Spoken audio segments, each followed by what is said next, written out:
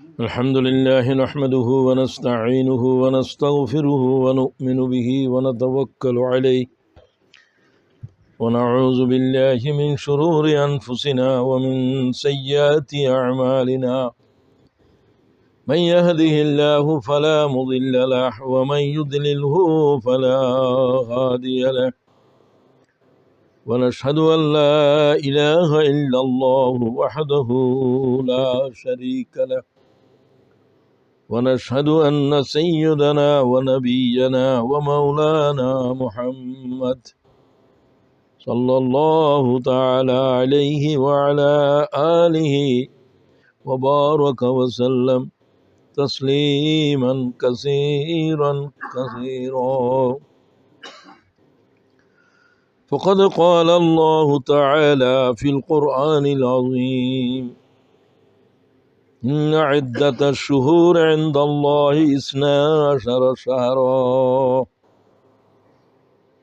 আল্লাহ তাআলা বলেন, নিশ্চয় আসমান জমিন যেদিন সৃষ্টি হয়েছিল সেদিন থেকে 12টি মাস নির্ধারিত হয়েছে। আল্লাহর পক্ষ থেকে নির্ধারিত হয়েছে, আল্লাহর পক্ষ থেকে এই মাসগুলোর নাম দেওয়া হয়েছে, জানিয়ে দেওয়া হয়েছে। এই 12টি মাসের ভিতরে 4টা মাসকে বলা হয়েছে হারাম মাস। যুদ্ধ বিগ্রহ, লড়াই সংঘাত এই 4 মাসে করা যাবে না, কারণ এই 4 মাসের সাথে হজ্জে বাইতুল্লাহ জড়িত রয়েছে। तमाम পৃথিবীর মানব মক্কাতে জমা হবে।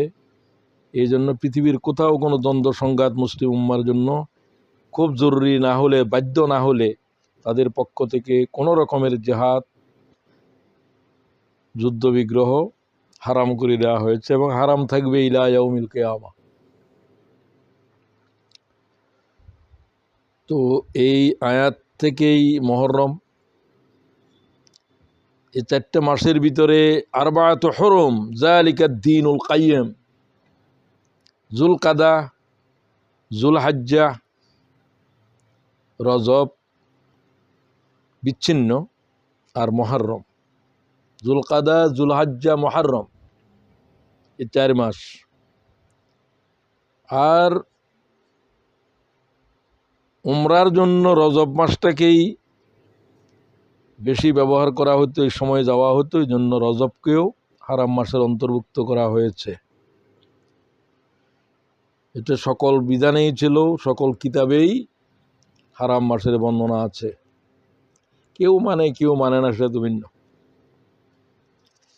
তো আসলে আলোচনার তো বিস্তৃত, এখানে যেহেতু আপনাদেরকে বিষয় দেওয়া হয়েছে কারবালা। পৃথিবীর জন্ম হয়েছিল এই মুহররমের 10 তারিখ,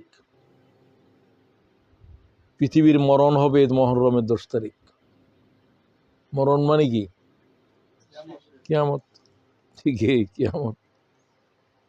কিয়ামত মুহররমের 10 তারিখ হবে। যেদিন মুহররমের 10 তারিখে কিয়ামত হবে সেদিন জুমাবার হবে।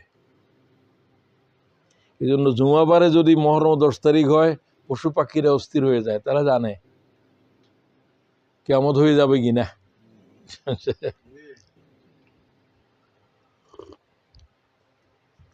তো আমরা মুহররমের জন্য আমাদের নবী আমাদেরকে কি বলেছেন, কি শিখিয়েছেন,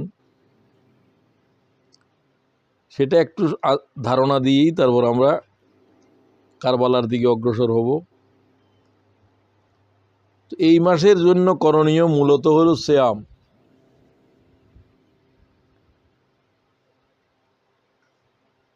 আফজালুস সিয়াম বায়দা রমজান শাহরুল্লাহিল মুহররম, রাওয়াহু মুসলিম। আল্লাহর তাআলার যখন রমজান মাসকে কোরআন শরীফের মাস বলা হয়, মুহররমকে বলা হয় আল্লাহর মাস, শাহরুল্লাহিল মুহররম, হাদিসের লফজ।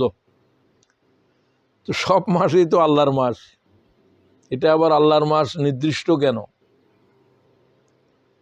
আল্লাহ তাআলা যত ঘটনা ঘটিয়েছে মানব ইতিহাসে সব এই মাসের এই তারিখেই ঘটেছে।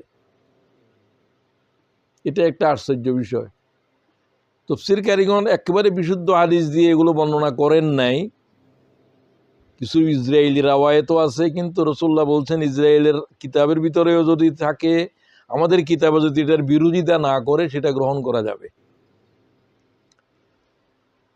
প্রায় ৩১৩টার মতো বিশ্ববিখ্যাত ঘটনা, পৃথিবী সৃষ্টি হওয়ার ঘটনা, পৃথিবীতে প্রথম জান আসার ঘটনা, আদম আলাইহিস সালাম পৃথিবীতে আসার ঘটনা, এই সব ঘটনাগুলোর প্রায় ৩০০-র উপরে ঘটনা মুহররমের 10 তারিখেই হয়েছে। সুবহানাল্লাহ বলবেন না? মুহররমের 10 তারিখের সাথে কি হলো এটা তো আল্লাহই জানে। ঘটনা কে ঘটাইছে? সুতরাং ঘটনার যিনি ঘটক তিনি তো আল্লাহ, বাকিরা সেটা বর্ণনা করেছেন, দেখেছেন যে তাই হচ্ছে। তো সব ঘটনাগুলো হলো আনন্দদায়ক, কারবালাটা হলো বিষাদময়। এই ৩১৩টা ঘটনার ভিতরে সেগুলো কোরআন শরীফের আয়াতের বর্ণনা দিতে গিয়ে কিছু কিছু বর্ণনা এসেছে। আর দুনিয়া ফি হাযাল ইয়াউম কামা ক্বালা, বলা হয়েছে যে বাউদাল মুফাসসিরিন, অনেক তাফসীরকারীরা এগুলো বলছেন, ইন্না রাব্বাকুমুল্লাহুল্লাযী খালাকাস সামাওয়াতি ওয়াল আরদি ফি সিত্তাতি আইয়াম, 6টা সময়ের ভিতরে আল্লাহ তাআলা 6 দিনও বলে, দিনের এক অর্থ সময়ের একটা অংশ। আল্লাহর জন্য এরকম কোনো নির্দিষ্ট নাই যে এটাকে বানাইতে হলে 1 দিন সময় দরকার, এরকম কোনো দরকার নেই। আল্লাহ কোন বললে তামাম সৃষ্টি জগৎ সৃষ্টি হয়ে যায়, কিছু সময় দিয়ে করেন, সেটা আল্লাহর ইচ্ছা। কোন দিয়ে আল্লাহ আদমকে পয়দা করেন নাই, মাটির খামির বানাইছেন, এটাকে শুকাইছেন, ক্ষণক্ষণে মাটির মতো হয়েছে, এটারে মূর্তি পুতলার মতো বানাইছেন, অনেক দিন রেখে দিয়েছেন, তারপরে তার ভিতরে রূহ ফুঁকে দিয়েছেন। এত সময় আল্লাহর কোনো দরকার হয় না। এগুলার রহস্য আলোচনা করতে হলে বহু সময় তাফসীরকারীরা এগুলাই বলে, ব্যাখ্যা দেন, না দিলে মানুষেরা জানবে কি করে, বুঝবে কি করে, এগুলার রহস্য আছে। আনজালাল্লাহু মাউ মিনাস সামা ইয়াউমা আশুরা, প্রথম পৃথিবীতে বৃষ্টি হয়েছিল এই দিন। কোন দিন? মুহররম আশুরা, আশুরা মানে 10 তারিখ, মুহররমের 10 তারিখ আশুরা। তো আদম আলাইহিস সালামের যে দোয়া কবুল হয়েছিল, পৃথিবীতে আসছিলেন, ফাতালাক্কা আদম মির রাব্বিহি কালিমাতিন ফাতাবা আলাইহি ইন্নাহু হুয়াত তাওয়াবুর রহিম, সেটাও ছিল মুহররমের 10 তারিখ। দেখেন, ওয়াযকুর ফিল কিতাবি ইদ্রিস ইন্নাহু কানা সিদ্দীকান নাবিয়্যা ওয়া রাফা'নাহু মাকানান আলিয়্যা, সূরা মারইয়াম 53। আমি ইদ্রিসকে দুনিয়া থেকে, ইদ্রিসের কবর কোনো দুনিয়ায় নেই পয়গম্বরের, এটা আল্লাহর আরশে চলে গেছে, আল্লাহ উঠাই ফেলছে উনাকে। ঈসা আলাইহিস সালামকে যেরকম, তবে ঈসা আলাইহিস সালাম একটা নির্দিষ্ট জায়গায় আছেন, উনি আরেকবার আসবেন, ইদ্রিস আলাইহিস সালাম আসবেন না। এটাও মুহররমের 10 তারিখে হয়েছিল। ইন্নাল্লাহ আনজা নূহা মিন তুফান ফি ইয়াউমি আশুরা, আল্লাহ তাআলা নূহ আলাইহিস সালামের যে বন্যা হয়েছিল মুহররম মাসে, রজব থেকে শুরু হয়েছে। নূহ আলাইহিস সালাম কিস্তিতে উঠেছেন 10ই রজব, রজবের পরে কি আসবে? শাবান, শাওয়াল, তারপরে রমজান, শাওয়াল, জুলকদা, জিলহজ্জা, মুহররমের 10 তারিখেই বন্যা শেষ হয়েছে। পৃথিবীর পানির নিচে ছিল এই 6 মাস। 6 মাস মানে দোনো মাসের যোগ করলে 5 মাস হবে। রজব থেকে শুরু, মুহররমের 10 তারিখে জুদি পাহাড়ে, ইরাকের ভিতরে এই পাহাড় সবচেয়ে উঁচা, এই পাহাড়ের সাথে নূহ আলাইহিস সালামের কিস্তির তলদেশ লেগেছিল ভূমির সাথে। 6 মাস পর্যন্ত আকাশের নিচে শুধু পানি ছিল, আর ছিল কিস্তি। কার কিস্তি? আর 80 জন মানুষ ছিল কিস্তিতে, 3 তলা বিশিষ্ট। পশুরা একদিকে ছিল, এক জোড়া পাখিরা ছিল, তারপরে মানুষেরা ছিল, নারী পুরুষ যা ছিল। এই 80 জনে ইমানছে, আর কোনো ইমান আনে নাই। এই 10 তারিখের দিন আল্লাহ তাআলা পৃথিবীর ঘোষণা দিলেন, ইয়ার দু আবলাই মা, সমস্ত পানি গিলে ফেলো। রজবে বলছিলেন যে পানি যা তোমার পেটের ভিতরে আছে সব উতলে দাও, বের করে দাও। আকাশকে বলেছে বর্ষণ শুরু করো, শুধু বর্ষণ করতে থাকো, আমি নির্দেশ না দেওয়া পর্যন্ত বর্ষণ চলতে থাকবে। মানে রেইন নয়, ক্যাটস অ্যান্ড ডগস রেইন, একেবারে প্রবল মুসুল ধারে বৃষ্টি। নিচের থেকে পানি, উপরের থেকে পানি, সমুদ্রের পানি, শুধু পানি আর পানি। কি অবস্থা হয়েছিল, সমগ্র পৃথিবী আন্ডার ওয়াটার, কিছু নেই আর, পানির ভিতরে কিছুই জীবিত ছিল না, শুধু কিস্তি ছাড়া আর কোথাও কোনো জীবিত জিনিস নেই। এখান থেকে আবার পৃথিবী শুরু হয়েছে। এই জন্য নূহ আলাইহিস সালামকে সানিয়া আদম বলে। এটা আরেক আদমের যদিও সন্তান, এটাও আরেক আদম, মানে মানুষের পিতা। এর থেকে আবার মানব বংশ শুরু হয়েছে, কিছুই ছিল না। এরপরে আল্লাহ তাআলা জমি আকাশকে বললেন ওয়াগিজাল মা ওয়া কুজিয়াল আমর, এই পানি স্টপ করো, এক ফোঁটা পানি এখন আর পড়বে না, আমার সিদ্ধান্ত বাস্তবায়িত হয়েছে। নূহ আলাইহিস সালাম কি দোয়া করছিলেন 1000 বছর পরে? وقال نوح رب لا تجر على الأرض من الكافرين ديارا إنك إن تذرهم يضلوا عبادك ولا يلدوا إلا فاجرا كفارا। والله 950 বছর এই কওম আর পাথর মারছে। এর দাদা ঈমান আনে নাই, বাপে ঈমান আনে নাই, আওলাদেরও আনতেছে না। নূহ আলাইহিস সালামের শুধু হায়াত দিয়েছিলেন আল্লাহ তাআলা 9.5 বছর, 900 বছর দাওয়াতের কাজ করছে, বয়স প্রায় 1000 বছর। এটা আদমেরও হায়াত। আদম আলাইহিস সালামের হায়াত কত ছিল? 1000। ওনার 950, 1000-এর মতোই। কিন্তু নূহ আলাইহিস সালামের উম্মতের সবাই এরকম হায়াত 1000 বছর এরকম ছিল না। নূহ আলাইহিস সালামকে দেয়া হয়েছিল। উনি দাদার সময়ও নবী ছিলেন, বাবার সময়ও নবী ছিলেন, ছেলের সময়ও নবী, 3 পুরুষ পেয়েছেন তিনি। আর হাজার হাজার লাখো মানুষের ভিতরে ঈমান আনছে কয়জনে? কেউ বলছে 40, কেউ বলছে 80, বেশিরটা ধরলাম। কাশ চু আসহাবু কাফে রুহরা হিফজ কর দে ইয়া চু কশতি নূহরা। কবি বলছে অবস্থা এই দাঁড়ালো, আল্লাহর জমিনের উপরে শুধু 80 জন মানুষের এক কিস্তি, এই ছাড়া আর কিছু নাই। কাশচু আসহাবু কাফে রুহরা হিফজ কর দে ইয়া চু কশতি নূহরা। আল্লাহ যদি চাইছেন বিদায় তারা জীবিত ছিল। এই কিস্তি কোনো বাড়ি থাকতে পারে না। এক এক তরঙ্গ, তমাম পৃথিবী সমুদ্র, সমুদ্রের তরঙ্গ কিরকম যাচ্ছে, কোরআন শরীফে তার বর্ণনা আছে যে এক এক তরঙ্গ পাহাড়, হিমালয় পর্বতের চাইতে বড় তরঙ্গ, তরঙ্গের উপরে তরঙ্গ আছাড় খাচ্ছে। শুধু নূহ আলাইহিস সালামের কিস্তিরে তারা জিকিরের ভিতরে ছিল, এবং অনেকে বলছেন তারা রোজার ভিতরেও ছিলেন। এবং যেদিন দুদি পাহাড়ে লাগতেছিল তখন নূহ আলাইহিস সালাম রোজাদার ছিলেন। ওই 10ই মুহররমের রোজা, এটা তমাম পয়গম্বরের শরীয়তে আছে। কারো কারোর জন্য ফরজ ছিল, তখন 30 রোজা ছিল না আমাদের মতো। এটাকে গুরুত্ব দেওয়ার জন্য রাসূলুল্লাহ বলছেন মুহররমের রোজা এটা যদিও সুন্নাহ, এটা ফরজ রোজা যেরকম দামি এরকম দামি। শাহরুল্লাহিল মুহররম। তো এই কথাগুলো আগে বলছি কারবালা যাওয়ার আগে, যেহেতু আপনারা থাকতে পারেন। রাসূল সাল্লাল্লাহু আলাইহি ওয়াসাল্লাম দেখলেন যে মদিনার ইহুদিরা ওর এইবারে 10 তারিখে রোজা রাখে। বললো তোমরা কেন রোজা রাখো?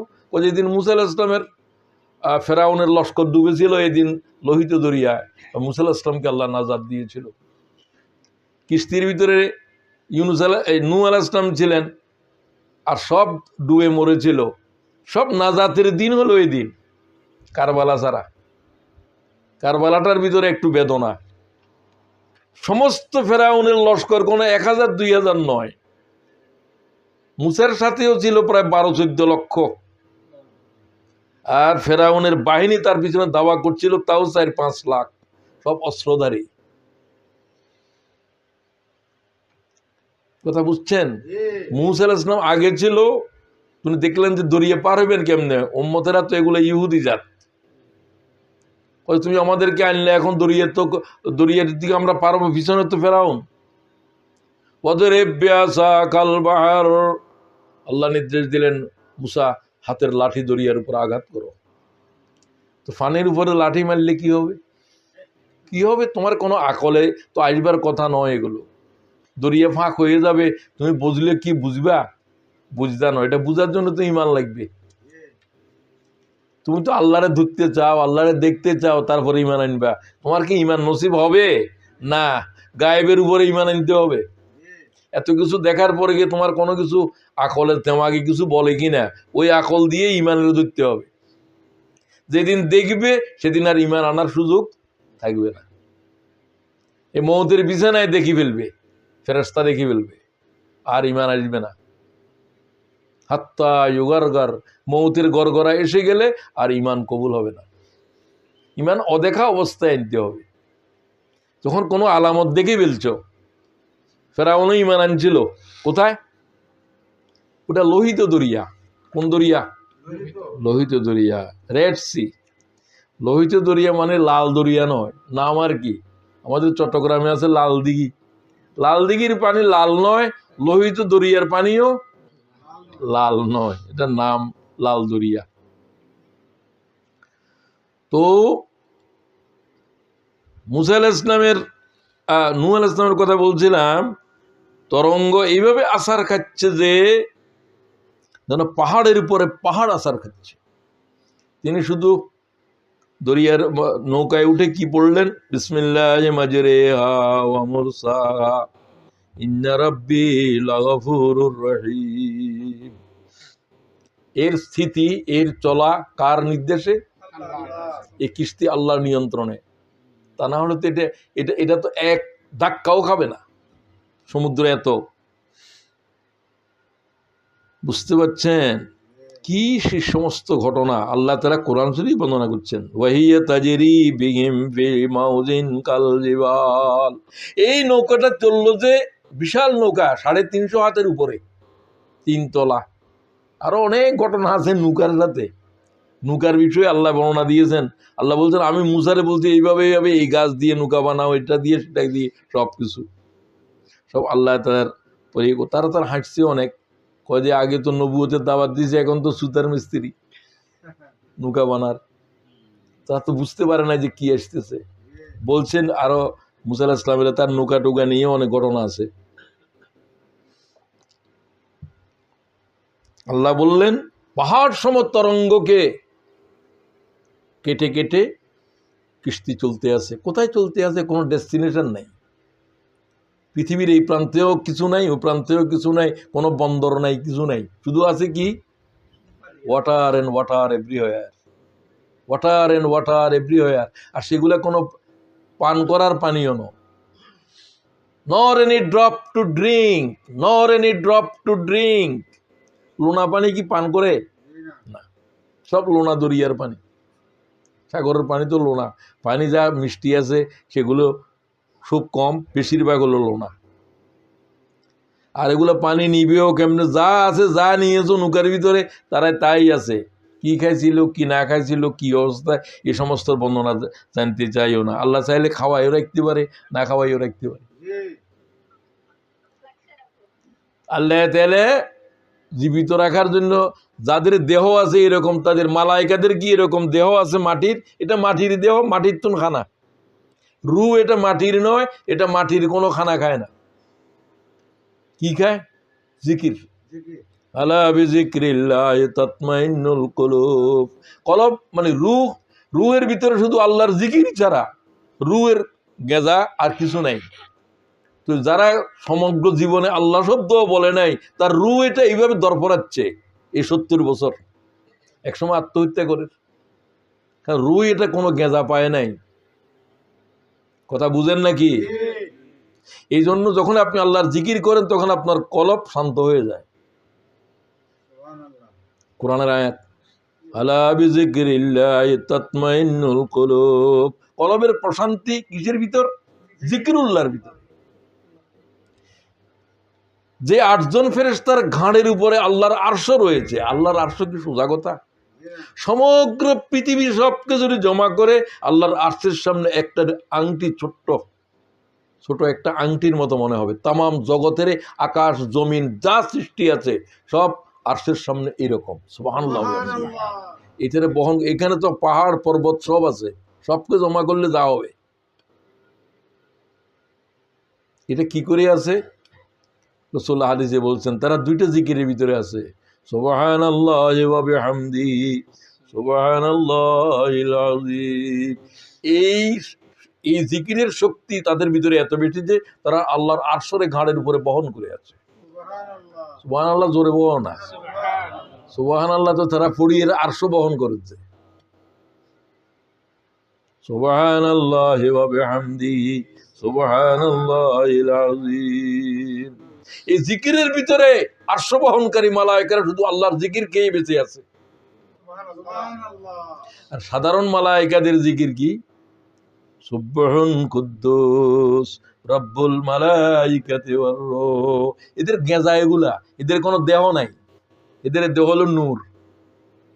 কথা বুঝে নাকি? তো কোথায় কারবালাত যাবো? যাইতে যাইতে আর আরেক কারবালা। তো এখনো তো আমি নূহ আলাইহিস সালামের কিস্তির উপরে আছি। তো আচ্ছা যাক, এখন কিস্তি নামলো কোন পাহাড়ের? জুদি পাহাড়ে। এটাও আল্লাহ তাআলা বলছেন ওয়াস্তাওয়াত আলা জুদিয়্যি ওয়াস্তাওয়াত আলা জুদিয়্যি। কোরআনের আয়াত, সূরা হুদ ৪৪। কিলা বাউদান লিল কওমিজ যালিমিন। আল্লাহর এক আওয়াজ আসলো, আমি সব জালেমকে খতম করে দিয়েছি। বেয়াদবি করছিলি পয়গম্বরের সাথে, সবকে, একজনকেও। ও দোয়া করেছিলেন যে আল্লাহ এদের বাল বাচ্চা খতম করে দাও, এদের থেকে যা হবে আমি দাদার থেকে দেখে আসতেছি, সব নাফরমান জন্ম হচ্ছে। যেরকম আল্লাহর কাছে দোয়া করেছেন সেরকম কবুল। একদিন দুই দিনে করছে না, ৯৫০ বছর পরে। তো মিয়া তুমি কদিন দাওয়াত দিছ? নূহ আলাইহিস সালাম এরকম কি করে দোয়া করলো? কি করে দোয়া করলো তুমি চিন্তা করো। কয়শো বছর পাথর মারছে কওমেরা নূহ আলাইহিস সালামের। প্রত্যেক দিন পাথর মেরে আহত করেছে, প্রত্যেক দিন। জিবরাইল আলাইহিস সালাম পাথরের স্তূপ থেকে তাকে বের করে ডানা দিয়ে তাকে মুছে দিতেন, সুস্থ করতেন। আবার আগামীকালও দাওয়াত দেন, রব্বি ইন্নী দাউতু কওমি লাইলান ওয়া নাহারা ফালাম ইয়াজিদহুম দুআই ইল্লা ফিরারা। ওয়াল্লাহ, রাতেও দাওয়াত দিছি কওমরে, দিনেও দাওয়াত দিছি। সুম্মা ইন্নী দাউতুহুম জাহারা সুম্মা ইন্নী আ'লানতু লাহুম ওয়া ইসরারতু লাহুম ইসরারা। আল্লাহ, আমি একাকি একাকি দাওয়াত দিছি, এরকম বৈঠক করে করে দাওয়াত দিছি। এই জাত যত দাওয়াত দিছি তত গোমরা হয়েছে। সুবহানাল্লাহ।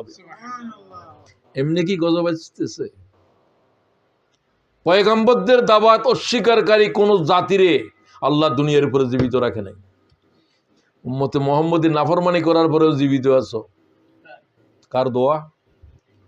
রাসূলুল্লাহ বলছেন, আর উম্মতের, ও আল্লাহ তুই তো উম্মতের ক্ষেত্রে বহু দোয়া কবুল করছো, এটা করো না, আর উম্মতের একসাথে অন্যান্য জাতির যেরকম শেষ করে দিছো। নূহ আলাইহিস সালামের কওম শেষ হয়ে গেছে, লূত আলাইহিস সালামের কওমের জাতি ব্যভিচার করে জাতি শেষ করে দিয়েছে। যে দুই একজন ছিল, কয় তোরা বাইরের জায়গা, আমি এগুলার জমিন শুদ্ধ মাটি শুদ্ধ যা আছে সব তুলে আসমানে নিয়ে উল্টে ছেড়ে দে। সুবহানাল্লাহ ওয়া বিহামদিহি। এই জাতের গজব গেছে দুনিয়ার উপরে। মানুষেরা এই সব কিছু আল্লাহ বয়ান করছে কোরআনে, আর নাফরমানেরা হাসে, কয় যে কোরআন শরীফ তো পুরানো কালের কিচ্ছে কাহিনী, নূহের কিস্তির কাহিনী, আর ফেরাউনের কাহিনী, এই সমস্ত কাহিনী। আসাতিরুল আউয়ালিন, আসাতিরুল আউয়ালিন। আগের মানুষ ওগুলোর কাহিনী টাহিনী কয়টা, তারা কি মনে করে এগুলো ফরির কাহিনী বলছে আল্লাহ? সব তো বাস্তব ঘটনা, তোরা দেখোস নাই। আল্লাহ জানা দিচ্ছে সেগুলো নবীকে। আচ্ছা, এই রকম ইব্রাহিম আলাইহিস সালামের সাথে নমরুদের দ্বন্দ্ব, বাপের সাথেও। তো ঘটনা লম্বা, তোমরা জানো। তো নূহ আলাইহিস সালামের যেদিন ইব্রাহিমকে যেদিন আগুনের ভিতরে ফেলছিল, সেদিনও কি মাস ছিল? মুহররমের 10 তারিখ। দেখো, এগুলো রহস্যপূর্ণ না? এটা ঘটনার জন্মদিন, 10 আশুরা ঘটনার জন্মদিন। যত ঘটনা ঘটছে, ঘটনার ঘটা 313টা পর্যন্ত সুমার করছে তাফসীরকারীরা। 313 এরকম ঘটনা। কথা বুঝছো? ইয়া নার কুনি বারদাও ওয়া সালামান আলা ইব্রাহিম, এই সেই দিনের ঘটনা। ইব্রাহিম আলাইহিস সালামের কে যখন উলঙ্গ করে বিভৎস অবস্থায় নিক্ষেপ করতেছিল সরকা দিয়ে, এত আগুনের কুণ্ডলী এত বেশি যে এর কাছে যাওয়ার সাধ্য নাই। বাপেও এগুলা করে। বাপ তো নমরুদের ধর্মমন্ত্রী। ঘুমাইও না, ঘুমটুম কোথায় নিয়ে আসলাম? নাসির ভাইও তো ঘুমার। ইন্নাল্লাহ আতাকা ইব্রাহিম আলাইহি মিনান নার নমরুদ ফি ইয়াউমি আশুরা, ইয়াউমে আশুরা। তো আল্লাহ তাআলা আগুনকে তখন বললেন, ওয়াল্লাহ ইব্রাহিম কি চলে যাবে? জিব্রাইল কয় যে তোমার তো বেশি পেরেশানি, তুমি যাও সাহায্য করো। জিব্রাইলের সাথে নবীদের বন্ধুত্ব, সব নবীর সাথে তো জিব্রাইলের সাক্ষাৎ। বলছে আমি কি আপনাকে কোনো সাহায্য করতে পারি? এক ডানা দিয়ে চড় মারবো শুধু, আমি দুনিয়ারে চড় মারলে 600 পাকা দিয়ে পৃথিবীর পাহাড় পর্বত ভেঙে যাবে। আল্লাহ এত শক্তি আমার দিছে। 600 ডানা জিব্রাইল ইসলামের, এগুলা একটা খুললে পৃথিবীর এই প্রান্ত থেকে ওই প্রান্ত আধার হয়ে যাবে। রসুল্লাহকে দেখা দিয়েছে যে মানুষের চুরতে সাধারণ দাহিয়ায় কলবি এক সাহাবি এবার সুরতে আসতো। খুব এক কওমের নেতা ছিল, খুব স্মার্ট মানুষ ছিল। জিব্রাইল ইসলাম তার ছবি ধরিয়ে আসতেন সবসময়। দাহিয়ায় কলবি ইমান আনছেন, মুসলমান হয়েছেন সাহাবি। তারপরে নিক্ষেপ করার পরে বিবস্ত্র অবস্থাতে দেখা যায় সোনালী রঙের কাপড় পরিধানে আঙ্গুর খাইতেছে। কিসের ভিতর? দুনিয়ার মানুষ বাফেও দেখে 40 দিন এই অবস্থায় জ্বলন্ত অনলের ভিতরে দাউ দাউ আগুনের মাঝখানের ভিতরে সিংহাসনে বসে আছে আঙ্গুর গাছ। কি আজীব কাণ্ড! এইরকম দেখার পরেও কি ইমান আনছে? এখন বুঝো তো একটা মানুষ জীবন্ত অবস্থায় আগুনের ভিতরে কিভাবে আছে, এই কথা যদি কেউ বুঝতো তাহলে তারা তো এগুলো দেখা লাগতো না। ইমান যারা আনছে তারা এগুলো না দেখে নবীর দাওয়াতের উপরে ইমান আনছে। তোমার দেখা দিলে, আল্লাহরে দেখা দিলেও আল্লাহ কয় আমি হাজির হলেও এই অসভ্যরা ইমান আনবে না। ওই বলতে এটা যে আল্লাহ আমরা কেমনে বুঝবো? এই জাতের কথা যারা বলে এদের কিয়ামতের আগ পর্যন্ত কি ইমান আনবে না। তোরা গায়েবের প্রতিও ইমান আনবি না, তোরা ইমানেই আনবি না। আল্লাহ তাআলা আমাদেরকে গায়েবের উপরে ইমান আনার তৌফিক দাও। ইউমিনুনা বিল গায়েব, ইমান আনতে হবে কিসের উপরে? গায়েবের উপরে। গায়েব মানে ধরা যায় না, চোখে দেখা যায় না, কানে শোনা যায় না। আকল দেমাগে বলে দিব যে এই আকাশ এমনি হইতে পারে না, এই আকাশের বানানোওয়ালা আছে। আমি তো লুকাই আছি সব জায়গায়, তুই দেখতে পারো না কেন? তুই তো দেখোস মরুভূমির উপর দিয়ে একটা উটের লাদা গাধার পেশাব পায়খানা দেখে মানুষ বলে কি হাঁটি গেছে? গাধার পায়ের চিহ্ন দেখি গাধা বুঝতে পারলি, আকাশ জমিন দেখি আল্লাহরে কেন বুঝতে পারলি না? এ কথার শাস্তি হবে। যার কাছে নবী যায় নাই শুধু এটার শাস্তি হবে। তারা যদি আল্লাহরে মানে এক জাত ছাড়া কেউ এটা মানে এতটুকু আকল যারে দেয় নাই তার হিসাবও নাই। পাগলের হিসাব ছাড়া তুমি আরাফে চলে যাও। আরাফ আজাব নাই, জান্নাত আছে, কিছু দিবে খাবে, তবে জান্নাতীদের মতো এরকম সুখ পাইতো না, কারণ এটা আমলের কারণে না পাইছে। তারা যেহেতু এটা দেয় নাই, আল্লাহ আজাব দিবেন না, শিশুদের আজাব দিবেন না, যেই ধর্মেরই হোক। কোন শিশুর উপরে কোনো সব আরবের বাসিন্দা থাকবে, মোমেনদের বাসিন্দা থাকবে, মোমেনদের পরিবারে থাকবে। কেউ বাচ্চাটার পছন্দ করবে, তুমি আমার এখানে থাকো,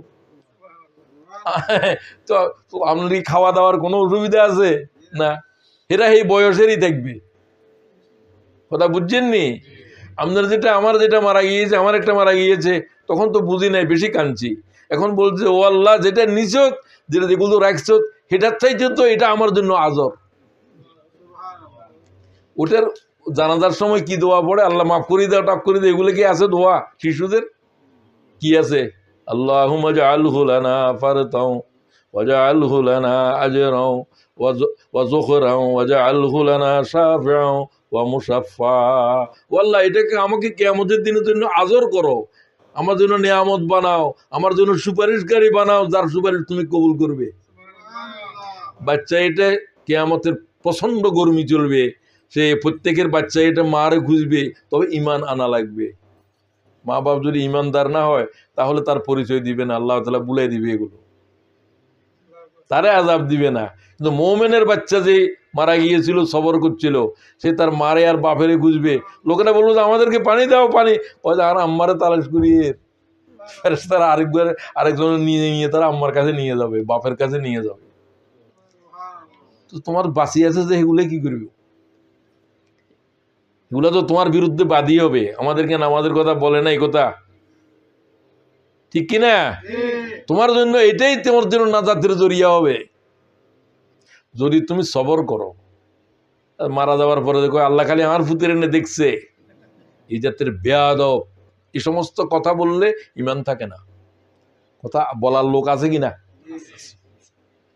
ধরো ছেলেরে হেতে বানাইছে, ওর ছেলে, তুই বানাইছ নাকি তোর ছেলে? আফারাআইতুম মা তুমনুন আনতুম তাখলুকুনাহু আম নাহনুল খালিকুন। তুমি যে রহমের ভিতরে বীর্য নিক্ষেপ করছিলা, তুমি কি ছেলে বানাও না আমি বানাই? তুমি কি জানো না যে হাজার হাজার মানুষের কোনো ছেলে মেয়ে কিছুই নাই? বেআকল। আল্লাহ এইভাবে বর্ণনা করেন, একেবারে বীর্যের বর্ণনা দিয়ে বর্ণনা করেন, যেখান থেকে মানব হচ্ছে। স্বামী স্ত্রীর দুজনে সুস্থ, কোনো বাল বাচ্চা নাই, আছে কিনা? তো আফারাআইতুম মা তুমনুন আনতুম তাখলুকুনাহু আম নাহনুল খালিকুন। বেআকল। আল্লাহ আমাদের আকল, আমাদের দেমাগেরে আল্লাহ তুমি প্রশস্ত করো। সবকিছু হেদায়ত পাইতে হলে আকল লাগবে, বেআকলের জন্য কোনো হেদায়ত নাই। তোমার কাছে কমন সেন্স নাই। Common sense most important sense. লোকেরা বলে কমন সেন্স ইজ ল, আর সব আইন হলো কমন সেন্স। কথা বুঝেননি? বুঝেননি মানুষ সব আক্তার বাড়ি কেনে না, দেখা যায়। আলহামদুলিল্লাহ। ওয়াল্লাহি কারবালা পর্যন্ত কখন যাবো? এরপরে আসো, আর বাকিগুলোর বেশি দরকার নাই।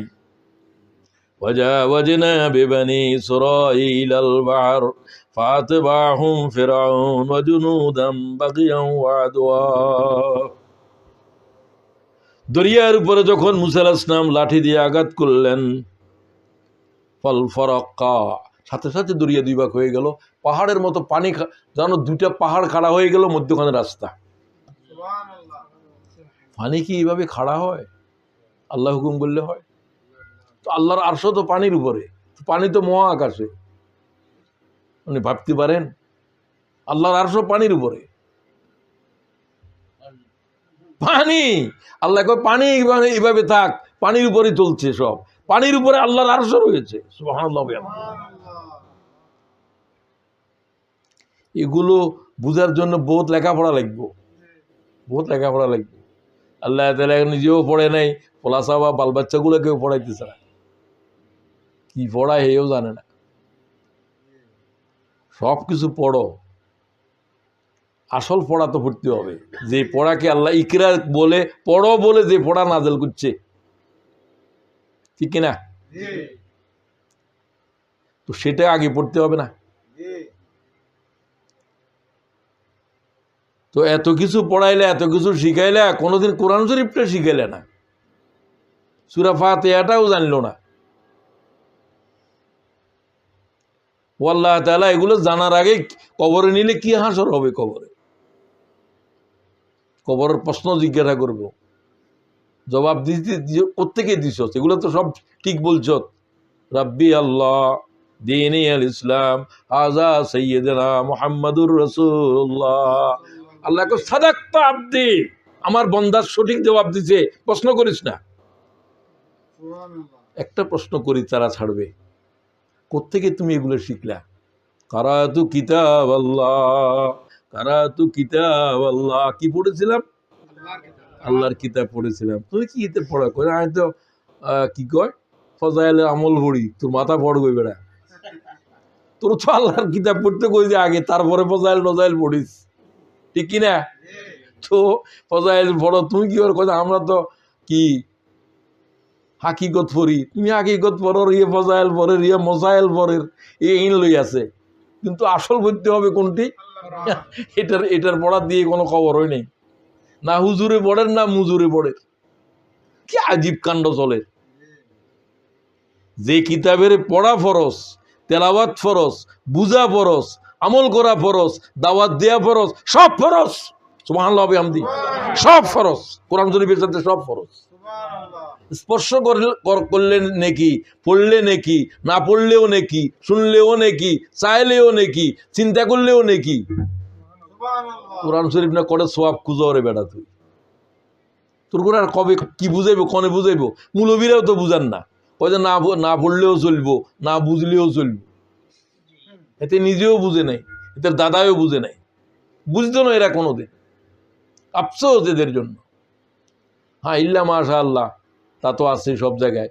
ইল্লা মাশা আল্লাহ দিয়ে চলবে? ইল্লা মাশা আল্লাহ মানে 1 লাখের ভিতরে 2 জন। তো আপনারা যারা এখানে আসেন, আপনাদের লেখাপড়া করার জন্য তো বারবার বলতে আছি, প্রথম দিন থেকে বলতে আছি, সবাই পড়া শুরু করেন, কোরআন পড়া। রমজান শরীফে বললে আসলেও কই যে কোরআন পড়ো। কোরআন পড়ার পরে বাকি পড়া, পারলে পারলা, না পারলে না পারলা। কোরআনটা কোন সময় পড়িবা আল্লাহ সে সময় পর্যন্ত কোরআন শরীফ বলে দিছে। ইন্না কুরআনাল ফজর কানা মাশহুদা। কোরআন শরীফ পড়তে হবে কোন সময়? সব সময় পড়তে পারবা। শুরু করো কোরআন শরীফ দিয়ে, ফজর দিয়ে শুরু। তো কাজ করতেছেন, উঠতেছেন, আপনার আছে, মোবাইল আছে, সূরা ইয়াসিন লাগাই দাও। উজু টুজু করর, অন্য গোসল করর, যা কিছু করর, চলতে আছে কোরআন, ঘরের ভিতরে আওয়াজ তো চলতে আছে, সূরা ইয়াসিন চলে যাওয়ার অসুবিধা আছে? তোমার কোনো অজুও লাগেন না, গোসলও লাগেন না, ঘুমের তো উঠলা, সূরা ইয়াসিন শুরু হলো।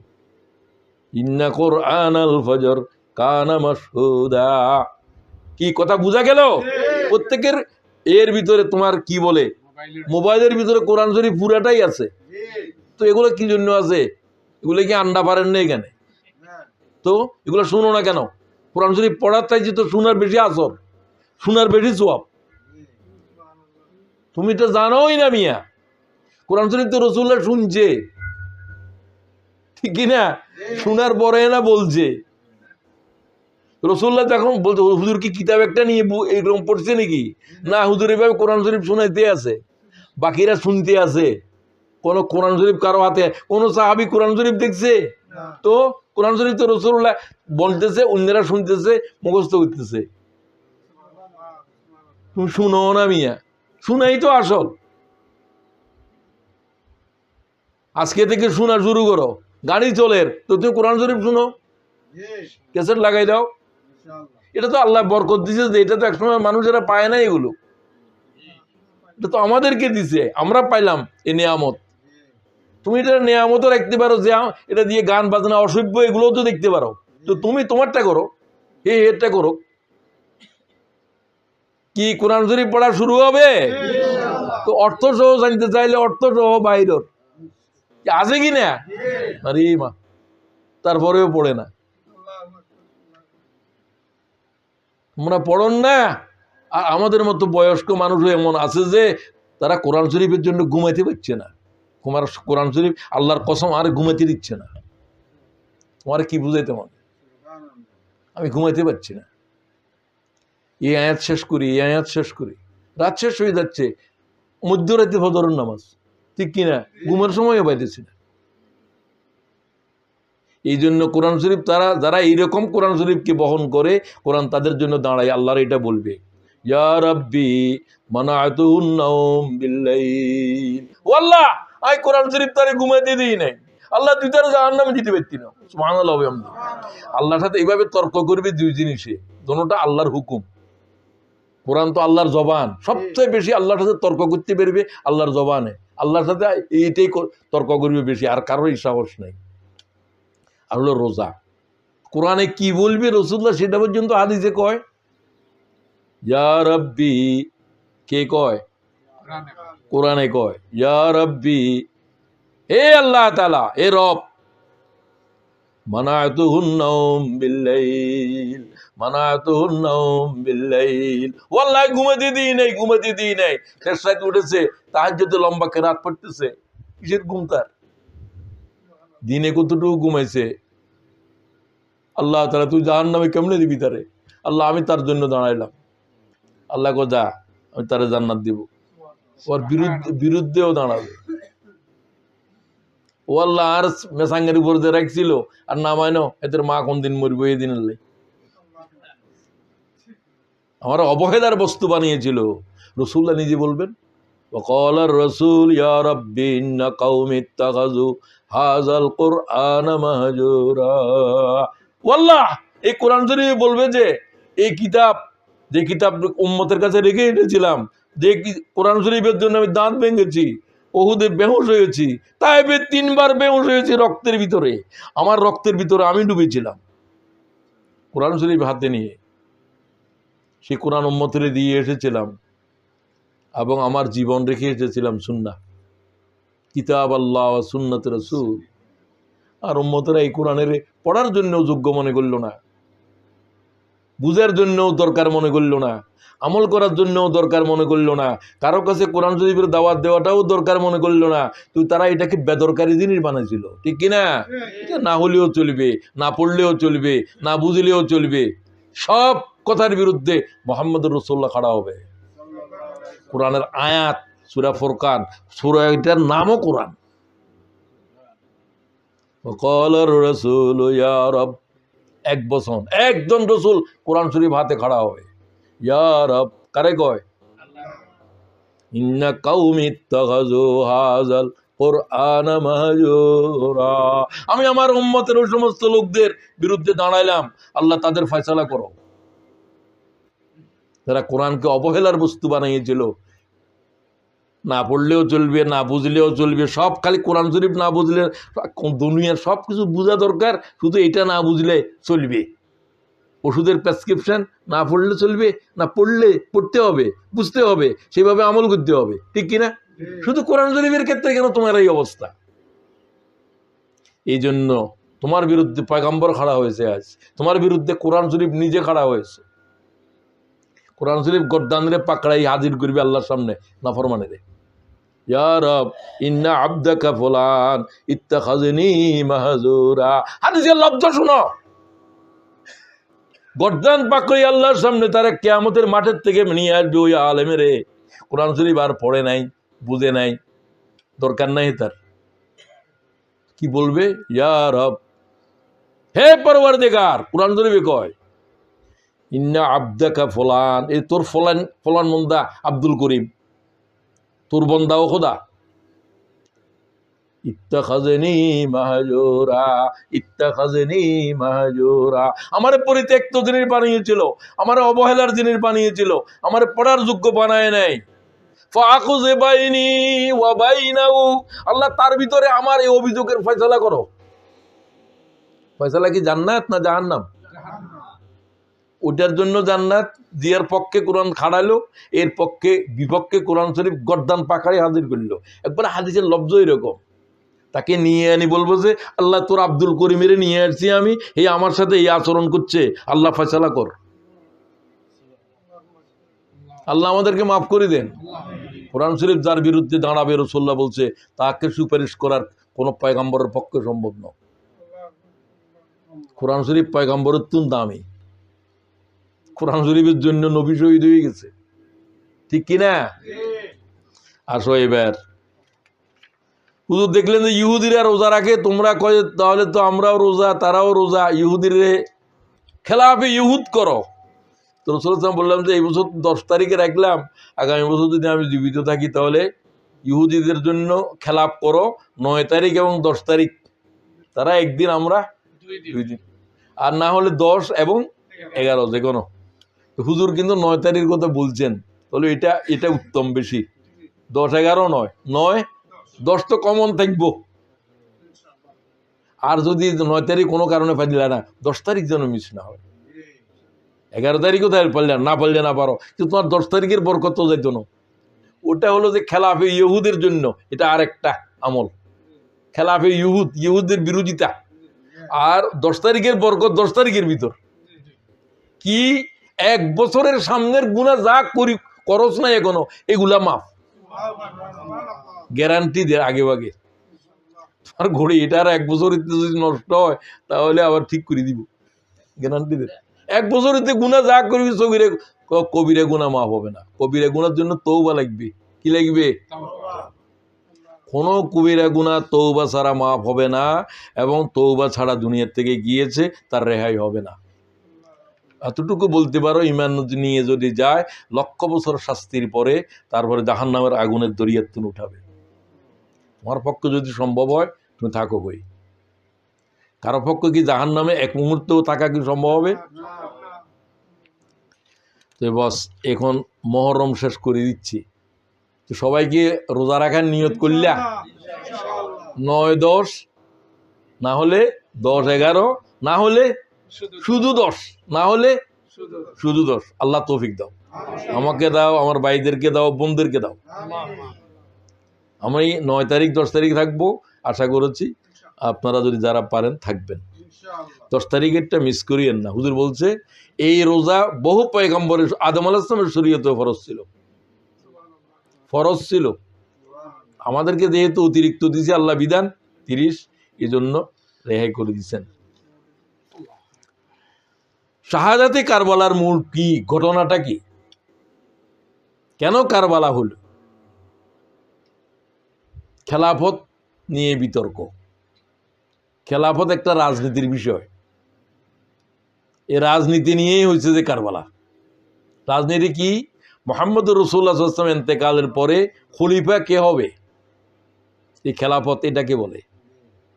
প্রতিনিধি, হুজুরের প্রতিনিধি কে হবে, এখন মুসলিম উম্মারে কে নেতৃত্ব দিবে, এটা কিন্তু সহজ জিনিস নয়, নফল নয়, এটা গুরুত্বপূর্ণ। তো তখন তো আর হুজুর বলে যান নাই যে আমার পরে অমুক হবে, বলেন নাই। হুজুর বলছে না, কোন জাতির নেতারে আগে ভাগে কেউ বলে দেওয়াটা উচিত নয়, তাদের নেতা তারাই নির্বাচন করবে। তুমি গণতন্ত্র বুঝো না, তুমি কই গণতন্ত্র কুফরি, তোমার বুঝে তো বুঝন কোনো সাধ্য নয়, আমি পাইতাম না, আর কেউ পারলে বুঝক গই। আল্লাহ রাসূলুল্লাহ কয়েছে না, যার নেতা ওই জাতি তার নেতা নির্বাচন করব। তুমি এরপরেও গণতন্ত্র মানে এখানে জনগণের শাসন নয়, মানে আমাদের দায়িত্বশীল কে হবে, তোমাদের ভোটাভুটির মাধ্যমে হবে, তোমাদের রায়ের মাধ্যমে হবে। কথা বোঝা গেল? এই জন্য আপনি ভোটও দিতেন না, ভোটের দিন তবলিগ করে গাঠি একটা বান্ধি, আর এগুলো লাঠি দিয়ে ফিটাবো না আদর করব, তোমরা বলো। আজকে তো তোমাকে ভোট দিতে হবে, তোমার একটা ভোটের উপরে দেশের উপর কয় জায়গায় এগুলা মদ যারা হারাম করিব, নামাজ যারা জরুরি করিব, এগুলো তো পার্লামেন্টে যায় না, এগুলো তো মেজরিটি নাই, এগুলো ভোট দাও না, তো লাড়ি লয়ে গুড়োর ভোটদের কনে।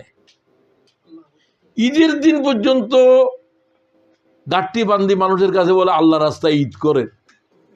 আমি শক্ত কথা বলি না, এখন বলা উচিতও নাই, দরকার নাই, কার উপর যার দায়িত্ব তো তার কি তুমি জোরাজুরি করার তো কোনো হুকুম নাই। ফাজাক্কের ইন্নামা আনতা মুজাক্কের, ও নবী তোমার লাঠি দিয়ে আমি কোনো দারোগা করি নাই, তারা না শুনলে আমার লগা হবে সব, ঠিক কিনা? তার কথাও সেটাই।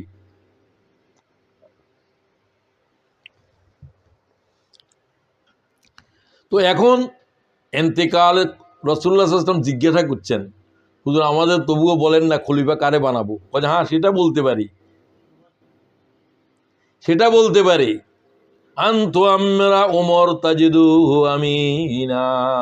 হ্যাঁ, তোমরা যদি আমার ইন্তেকালের পরে আবু বকরকে খলিফা বানাও, মানে বানাইতেও পারো, নাও বানাইতে পারো, তুআম্মিরু আবা বকর তাজিদুহু আমিনা।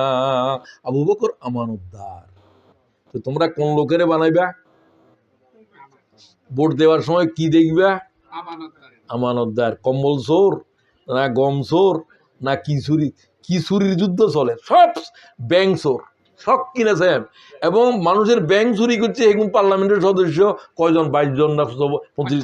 45 জন। 45 জন এখন সব ব্যাংক ডাকায়।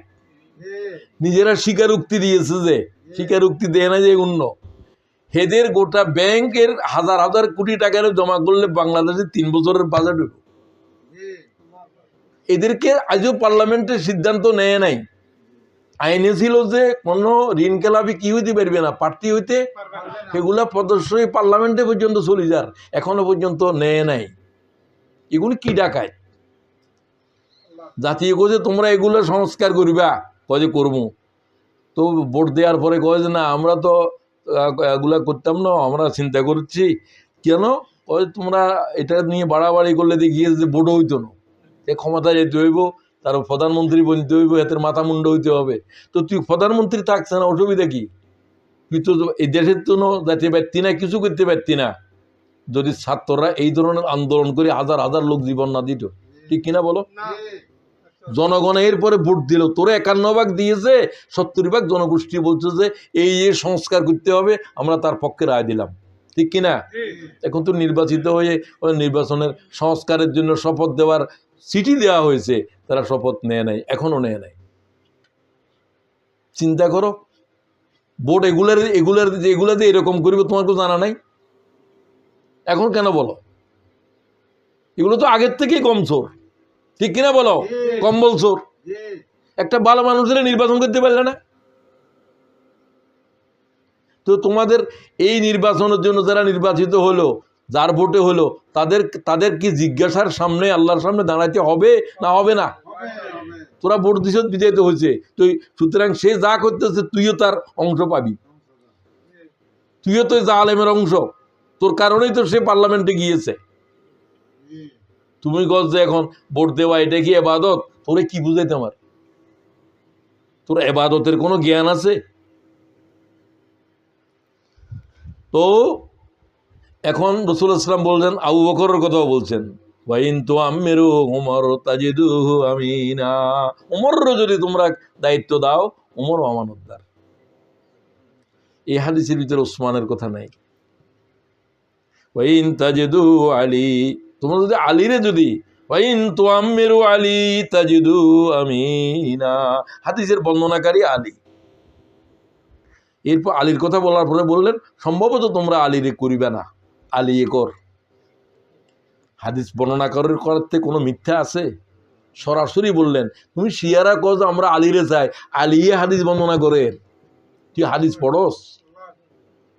আলী বলতেছে, রাসূলুল্লাহ বললেন যেহেতু আবু বকর ওমর জীবিত আছে, আলীর নাম আসবে না, সম্ভবত তোমরা আলীকে করিবে না। আলী হাদিস বর্ণনা করে, তুমি আলীরে যুদ্ধ করি মুসলমানের বিরুদ্ধে ফেরকা করর, তোমরা শিয়া।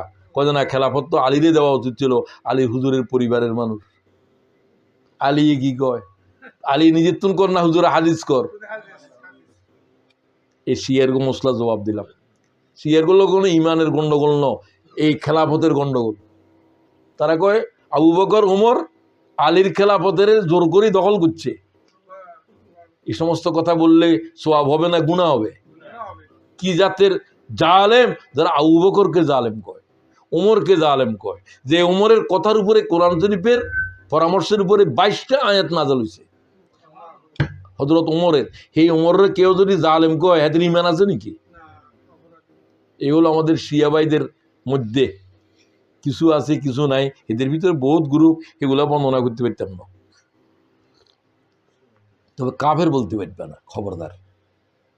এখানে করে আমরা শেয়ার করে না, তোমরা শেয়ার করে নাও। এখানে প্রশ্ন আসবে, আমেরিকা ছেলে যেটা হচ্ছে, এখানে শিয়া টিয়া নয়, এখানে হচ্ছে জালেম এবং মজলুম। জালেম, এখানে বলতে হবে যে কে জালেম। 7 সমুদ্র 13 নদী পার হয়ে আসে, তুমি ইরানের উপরে কি জন্য হামলা করো, তাদের নেতৃবৃন্দরে কি জন্য কতল করো? তো মজলুম কে? ইরানিরা। তোমাকে যখন দুই গোষ্ঠী মানব গোষ্ঠী যুদ্ধ হবে, যদি জালেম মুসলমান হয়, তোমরা কি মুসলমানের পক্ষে থাকবে না মজলুমের পক্ষে থাকবে? এটাই আল্লাহ রসুল বলছে, এটাই কোরআন, এটাই হাদিস। তুমি সেটাও জানো না, তুমি কো যে এরা কাফের, এরা হমুক। এখানে কাফের ওয়াইন কানা কাফেরা, হাদিসের লফজ, যদি মজলুম কাফেরা হয় তার বদদুয়া নবীর দোয়ার মতো কবুল হবে। মজলুম এত সাংঘাতিক জিনিস। এখানে তো ইরানিরা মজলুম, ঠিক কিনা? তুমি জালেম আর মজলুম চিনো না।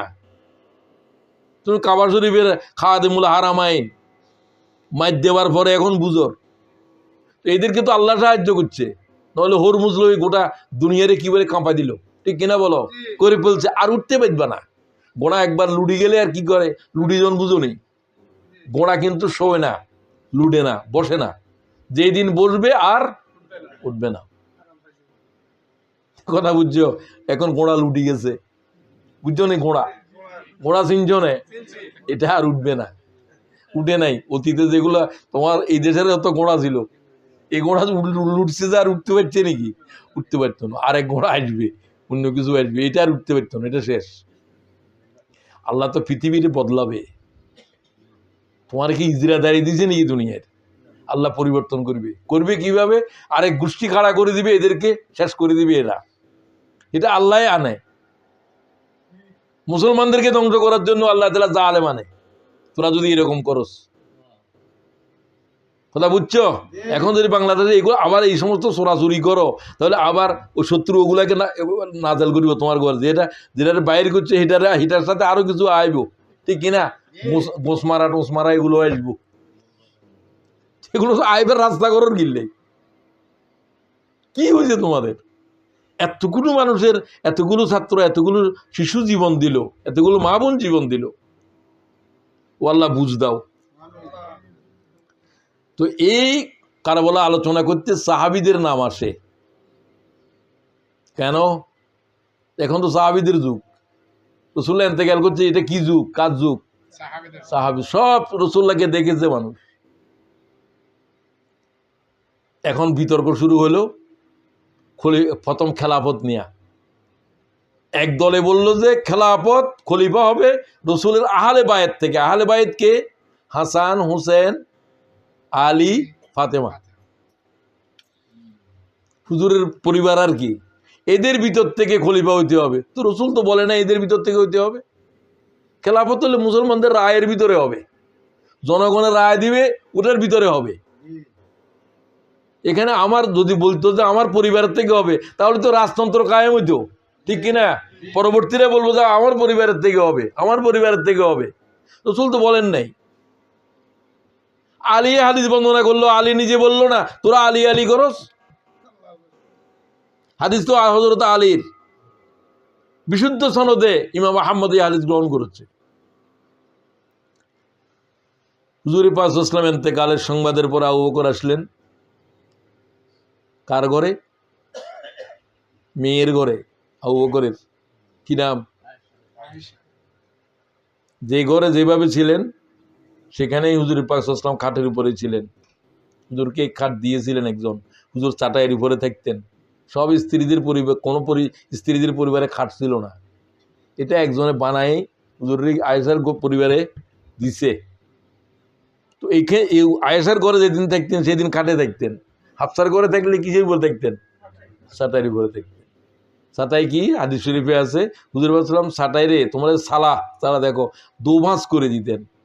হুজুর বলতেন না এক বাস দিলে হবে, দোভাঁজ করলে গুম বেশি হবে। তো এখানে তো আয়েশারে দিছে একজনের ঘরের ভিতরে জায়গাও কদ্দুর, এটার বাদও দিব কেমন, এটার উপরে থাকতেন। এন্তেকালও করছেন সেখানে। এখন কোথায় রাসূলুল্লাহরে দাফন করবে এটা নিয়ে যুদ্ধ। সবার কাছে হাদিস জানা নাই। এটা হযরত আবু বকর সমাধান করলেন। উনি বললেন যে আমি রাসূলুল্লাহ থেকে শুনেছি নবীরা যেখানে শহীদ ইন্তেকাল করে ওইটাই তাদের কবরের জায়গা। সুবহানাল্লাহ বললেন। নবীদের কবরের জায়গা কোথায়? এটা আল্লাহ ঠিক করছে। তুমি এখন কয় মদিনা শরীফের ভিতরে, মসজিদের ভিতরে রাসূলুল্লাহর কবর, এটা বাইর করে দিবার জন্য কেউ কেউ বলে, এই সমস্ত কেউ কেউ নয়, এগুলার নাম মুসলমানের, এগুলোর নাম কেউ কেউ আহলে হাদিস বলে, এগুলোর ইমান কোথায় আছে, কোন জায়গায় লুকিয়ে আছে, এদের ইমান আছে কিনা আল্লাহ জানে, হেরা জানে। রাসূলুল্লাহকে কোথায় দাফন করতে হবে এটা কি কারো ইচ্ছার উপরে না আল্লাহর সিদ্ধান্তের উপরে?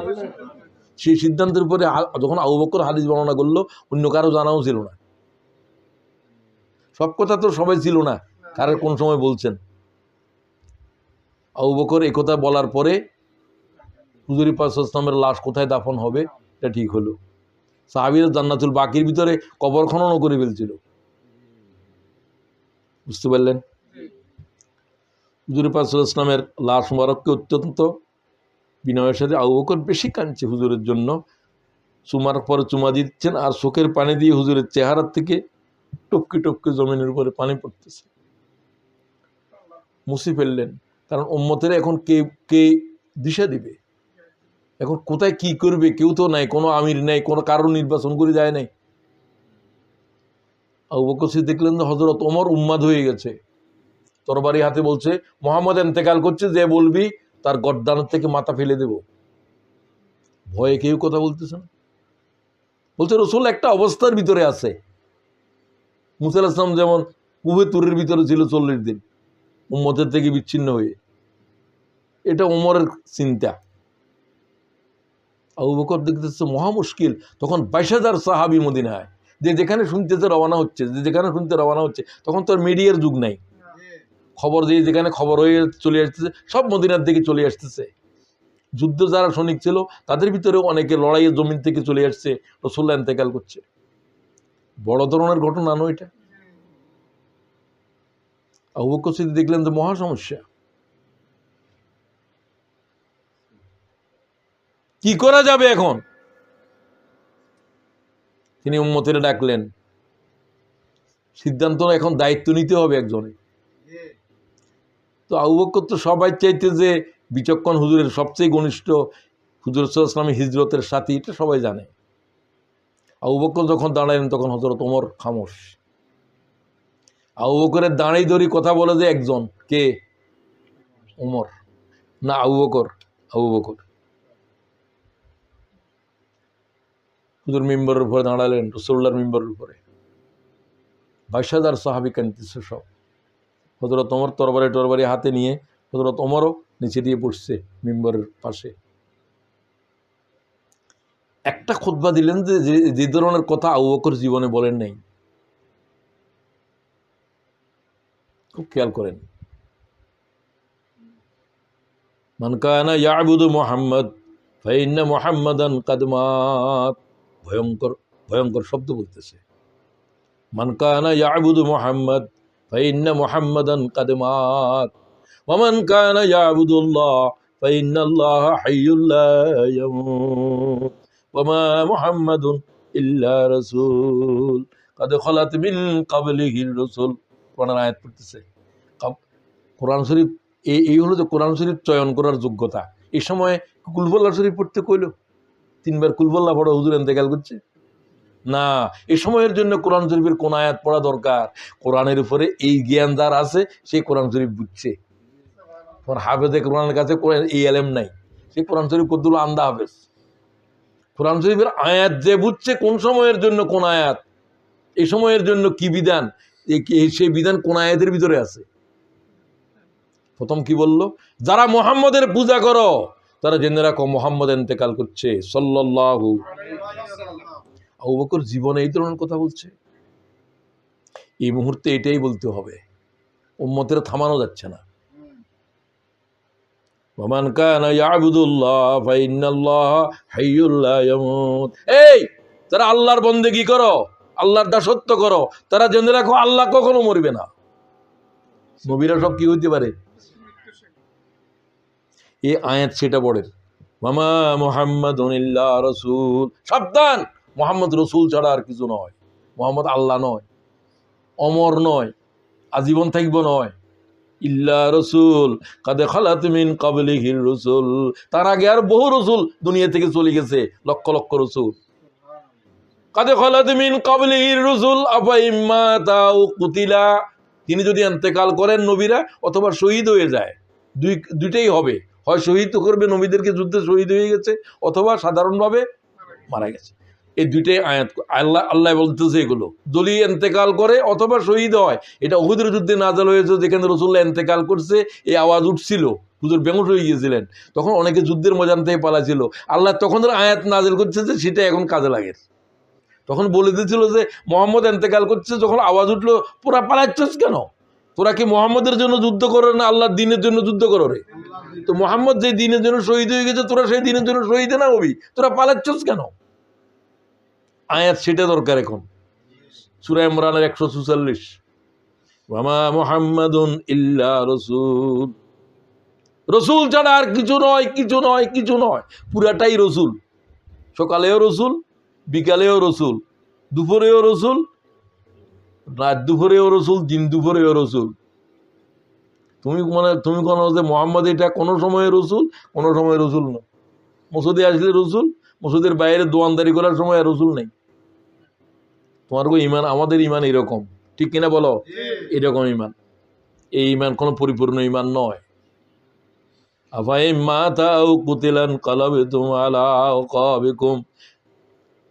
তোমরা কি মুহাম্মদ সাল্লাল্লাহু আলাইহি ওয়াসাল্লাম ইন্তেকাল করছে এই জন্য কি আল্লাহর দ্বীন ছেড়ে দিবি তোরা? আল্লাহ কয় কোরআন শরীফের আয়াত দিয়ে কর, যদি ছেড়ে দাও তাহলে তোমরা আল্লাহর দ্বীন থেকে কুফরিতে চলে যাও, আল্লাহর কিছু হবে না। সুবহানাল্লাহ, আল্লাহর দ্বীনেরও কিছু হবে না, কোনো ক্ষতি হবে না, সব চলে যা তোরা। কি ভয়ঙ্কর আয়াত এটা! সব থেমে গেল। প্রথম চিৎকার করলো যে উমরে, তরবারি ফেলে দিয়ে বললো যে আল্লাহু আকবার। আবু বকরের উপরে কি আল্লাহর কোরআন নাযিল হয়েছে? সুবহানাল্লাহ। আমি তো এই আয়াতই ভুলে গিয়েছিলাম। খলিফা কারে বানাইতে হইব এটাই প্রথম ফয়সালা হয়ে যার, ঠিক কিনা? এখন তো উম্মতে বলবো যে এখন উম্মতের দায়িত্ব, উম্মতের চালাবার জন্য ওমরের অবস্থা তো এইটা, তখন উম্মতের এখন নেতৃত্ব দেওয়ার যোগ্যতা কার কাছে আছে? পরিস্থিতি আবু বকরের খাড়া করে দিল। কি নামাজের জন্য সময় হয়ে গেছে? আর কারবালা কখন শুরু হইব? সিরিয়াসলি শুরু হইব। আচ্ছা যাই হোক, যে কতক্ষণ শুনতে পারো, না হলে পরবর্তী বটে বাকিটা হবে আর কি। তবে আগায় গোটা শোনা দরকার হবে, বললে ভালো হবে, কি বলো? তো কারবালা পর্যন্ত যাইতে পারতে পারবো না, যদ্দূর পারি এদ্দূরিতে থামি যাব। তারপরে আগামী বৈঠকে কারবালার শিক্ষা টিক্ষা সহ পুরা হবে, তোমরা সবাই আসবে এবং অন্যদেরকে নিয়ে আসবা। এই যা হয়ে যাচ্ছে এই আলোচনা তো আবার করতে পারবো না, তাহলে তো এই দিন আবার এটাও রয়ে যাবে, তো হবে না। এখান থেকে শুরু হবে। আচ্ছা, তো হযরত ওমর প্রথম বললেন যে আমি কোরআন শরীফের এই আয়াত যা আছে কোরআনে, এগুলো তো আমি ভুলে গেছি। আমি রাসূলুল্লাহর বেদনায় আমার অস্থির করে দিয়েছে। তখন তিনি, যখন খেলাফতের বিতর্ক চলতেছে, আজই 3 দিন পর্যন্ত চলের, সেদিন হয় নাই, আজও এরা বলছে যে মুহাজির থেকে খলিফা হবে। আনসাররা কয় আমরা আল্লাহ রসুলের জায়গা দিয়েছি মদিনায়, আনসার থেকে হবে, আহলে বাইত থেকে হবে। কয় গ্রুপ? কোনো সমাধান নেই। রবিবার ইন্তেকাল করেছেন, সোমবার গেল, মঙ্গলবার গেল, বুধবার তৃতীয় দিন হযরত ওমর ডাকলেন সবাইরে, তোমরা কি এগুলো করবা? রাসূলুল্লাহর লাশও তো দাফন হয় নাই, রাসূলুল্লাহর লাশ দাফন হয় নাই। 22,000 সাহাবী তখন মদিনায়। কিসের বিতর্ক চলে? খেলাফত। তুমি মনে করছো খেলাফত খুব সোজা জিনিস? কে হবে, কারে খলিফা বানানো হবে, এই বিতর্কের জবাবটা কিন্তু আবু ওমরে দিয়েছে। ইল্লা তানসুরু ফাকাদ নাসারাহুল্লাহু ইজ আখরাজাহুল্লাযীনা কাফারু সানিয়াসনাইন ইজ হুমা ফিল গার ইজ ইয়াকুলু লিসাহিবিহি লা তাহজান ইন্নাল্লাহা মা'ানা। সুবহানাল্লাহ। শক্ত সিদ্ধান্ত। আগে যেটা ওমরে দিছিল মাথা কাটি ফেলবে, এটা কিছু ভুল ছিল। আসল কথা এখন কর, যে খলিফা কারে বানাইবা, তোমাদের বিতর্ক বন্ধ করো। হে আনসাররা, হে মুহাজিররা, হে আহলে বাইতের দাবিদাররা, চুপ করো। ওমর যখন আওয়াজ দিচ্ছে সব চুপ, কোরআনের আয়াত থেকে জবাব দের সূরা তওবায়। হুজুর যখন মক্কা থেকে মদিনায় যাচ্ছিলেন হিজরতের রাতে কে ছিল সাথে? আয়াত সেটা দিচ্ছে, তোমরা যখন আমার পয়গম্বরকে বের করে দিয়েছিল মক্কার ময়দান থেকে, তিনি মাত্র 2 জনের ভিতরে একজন ছিলেন। আরেকজনকে? ও মক্কাবাসী, মোহাম্মদের বাইর করে দিয়েছ তোরা মক্কা থেকে, এক আবু বকর মোহাম্মদের সাথে আছে। আল্লাহ কয় তারা 2 জন কোথায় আশ্রয় নিল? গুহার ভিতরে। মদিনা এদিকে গেল, এদিকে শত্রুর দিকে ধোঁকা দেওয়ার জন্য বুদ্ধি করে গুহার ভিতরে আশ্রয় নিল। আবু বকরের গোলাম, আবু বকরের ছেলেকে বললো যে তোরা বিকালবেলায় গুড়ি টুড়ি সেখানে যাবি, বকরি চড়াবি, সন্ধ্যার সময় আমাদেরকে দুধ টুধ খাওয়াই, তারপর চলে আসবি আবার। সব দায়িত্ব আবু বকরের। 2টা উট হুজুরের নেওয়ার জন্য কিভাবে ঠিক করছে এগুলো সব ঠিকঠাক করে রাখছে, কোথায় থাকবে এটাও বলে দিছে। আল্লাহ তাআলা আয়াত এটা দিয়ে বলে যে আয়াতে আল্লাহ বর্ণনা দিছে এগুলো, ইল্লা তানসুরু ফাকাদ নাসারাহুল্লাহ।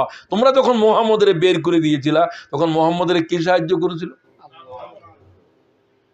আল্লাহ। সেই আল্লাহ এখনো সাহায্য করবে সব অবস্থায় মুহাম্মদের। ইজা আখরাজাহুল্লাযিনা কাফারু সানিয়াসনাইন। প্রথমে বলছে তোমরা তখন বের করেছিল মুহাম্মদের সাথে একজন ছিল, একবার বলল। গুহার ভিতরে মুহাম্মদের সাথে আরেকজন ছিল, 2বার বলল। একজনের কথা আল্লাহ কবার কর? 3বার কর। এখন কয়বার পর্যন্ত বলছি আমি? ইল্লা তানসুরুহু ফাকাদ নাসারাহুল্লাহু ইয আখরাজাহুল্লাযিনা কাফারু সানিয়াসনাইন। তার ভিতরে তারা 2 জন, রাসূলের সাথে 2 জন ছিল, মাত্র বের হয়ে যাচ্ছে। তাহলে এখানে আবু বকর একজন। ইজে হুমা মানে 2 জন ফিল গারের ভিতরে, গুহার ভিতরে কয়জন ছিল? 2বার গেল। ইজে হুমা ফিল গর। কাফেররা ঘুরতে ঘুরতে আসি, আবু বকরের ফা ধরে চলে এসছে। কেউ কেউ আবু বকর ফা পুরা বসায় নেয়।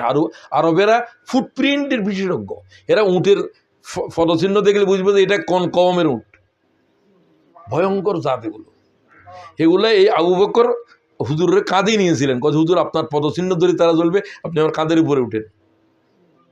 আবু বকরের ফা ধরে ওই গুয়া পর্যন্ত চলে এসছে। ইজে হুমা ফিল গর ইজ ইয়াকুল। হুজুর আপনারা তো আর বাঁচাইতে পারলাম না, এরা তো দেখা যাচ্ছে, গুহার থেকে দেখা যাচ্ছে। কেউ কেউ বলছে মারকোঠায় জাল বুনে দিছে, হাদিসে এরকম দেখে নেই, হতেও পারে। বর্ণনা সহি বর্ণনার ভিতরে দেখা যায় কবুতরে ডিম পেরে দিয়ে যেন এটা পুরানো বাসা, এখানে কোনো মানুষ নাই, কিন্তু তাদের কথাবার্তা শোনা যায়। কোথায় আছে কিনা দেখো, এটাও দেখে ওই গুহা, এটা গুহার পাহাড়। যারা কি গাইরে সুর দেখেছেন, এইখানে গুহা মার্কা বহুত, পাথর একটা এদিকে একটা এদিকে, ছোট্ট গুহার মতো। পাহাড়টাই এরকম। আল্লাহ এটার বানাইছে হুজুরের হেফাজত করবেন লাই, তো কোনটাতে আছে তো বোঝা যাচ্ছে না। ইজহুমা ফিল গারে ইজ ইয়াকুলু লিসাহিবি। সাথী কি বলল? আপনারে বাঁচাইতে পারলাম না। হুজুর বলেন, ও আবু বকর অস্থির হয়ে গেলা কেন? ইন্নাল্লাহা মা'ানা, আমরা 2 জন নই, আমাদের সাথে আল্লাহ। শুদ্ধ আমরা 3 জন আছি এখানে, আবু বকর, মুহাম্মদ আর কে? তাহলে আবু বকর আরেকবার আসলো 3 জনের ভিতরে একজন। প্রথম একজন, 2 জনের মধ্যে একজন। হযরত ওমর বললেন, এক আবু বকর সম্পর্কে যে আল্লাহ এক আয়াতের ভিতরে 3বার তার নাম নিয়েছে, সে আবু বকর জীবিত আছে তো এখন? তোরা খলিফা খুঁজে পাচ্ছস না? আমি আবু বকর রাতে খেলাফতের বয়াত গ্রহণ করলাম। 22,000 সাহাবী কোনো আওয়াজ ছাড়া আবু বকরের কি বানাইলো? তখন তিনি হুজুরের লাশ দাফনের নির্দেশ দিলেন, সবকিছু করলেন। জানাজা পড়ার জন্য হযরত আবু বকর কয় যে হুজুরের জানাজা কিভাবে হবে এটা আমার জানা নাই, কারো জানা নাই। হযরত আলী কয় যে এটা আমাকে একদিন বলছিলেন, আমার মনে আছে। কি? আমার এন্তেকালের পরে তোমরা কেউ আমার লাশের ইমামতি করতে পারবে না। নবীরা, আমি এন্তেকাল করার পর আমি জীবিত, তোমরা আমার নবীর আমার ইমামতি করতে পারবে না। অন্য নবীর কথা আমি জানি না, মোহাম্মদের ইমামতি করতে পারবে না।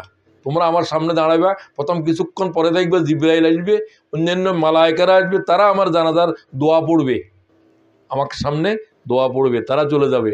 তারপর আহলে বায়েতেরা, তারপর তারপর তারপর তারপর এরকম 2 দিন পর্যন্ত শুধু জানাজা চলছে। কথা বুঝছো নি কি করে?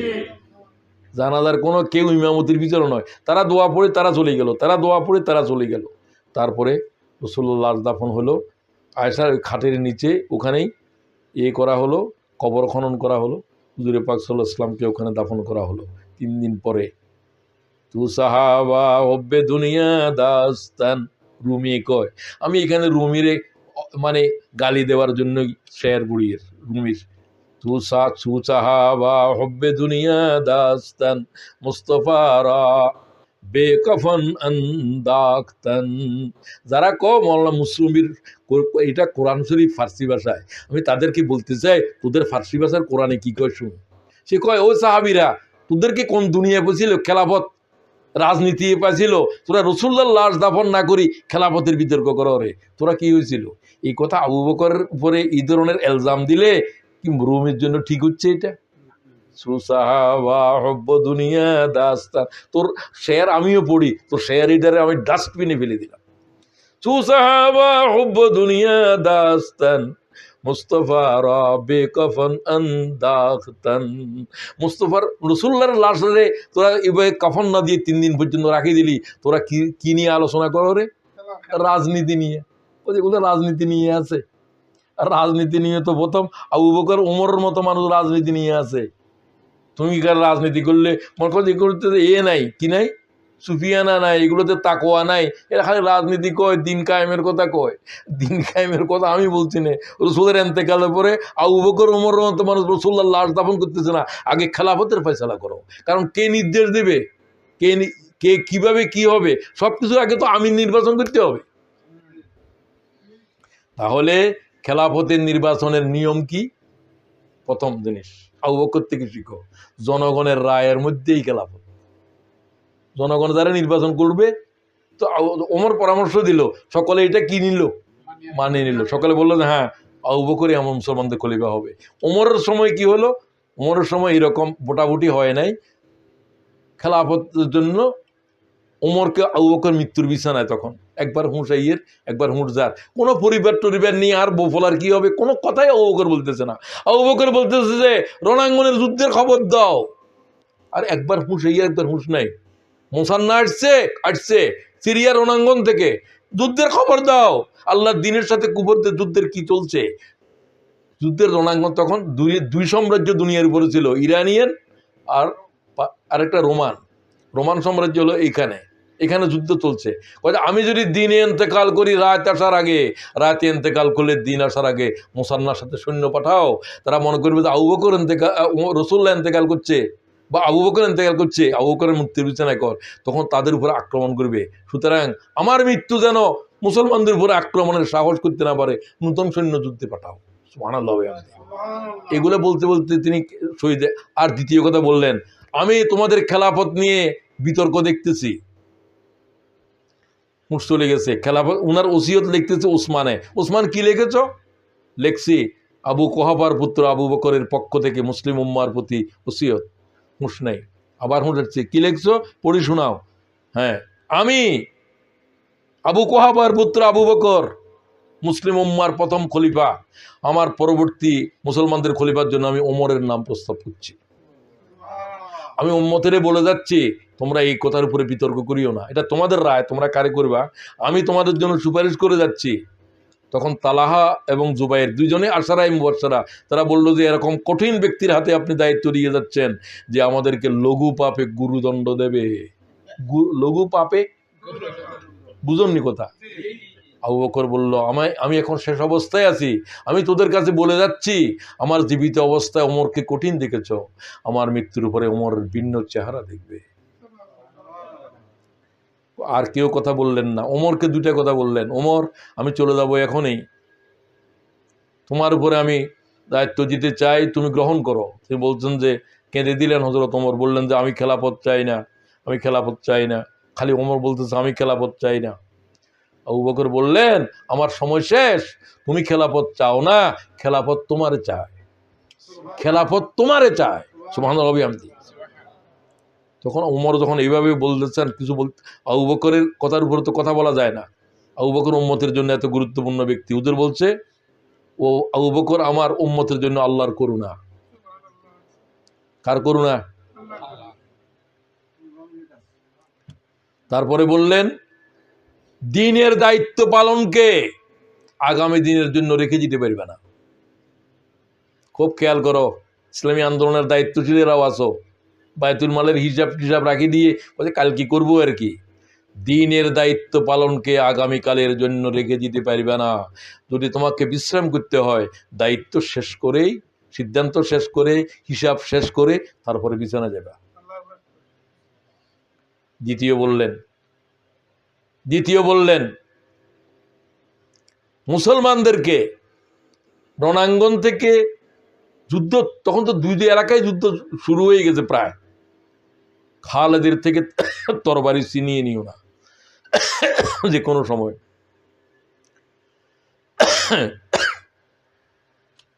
তো যাই হোক, আজকে এতটুকু শেষ করলাম।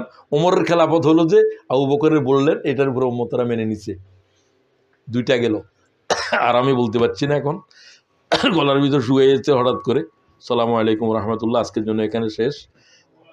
পরবর্তী আলোচনার জন্য পরবর্তী আয়োজনে আমরা ইনশাআল্লাহ বাকিগুলো বাকিগুলো আসবেন, ওই প্রোগ্রাম মিস করিয়েন না। ইনশাআল্লাহ।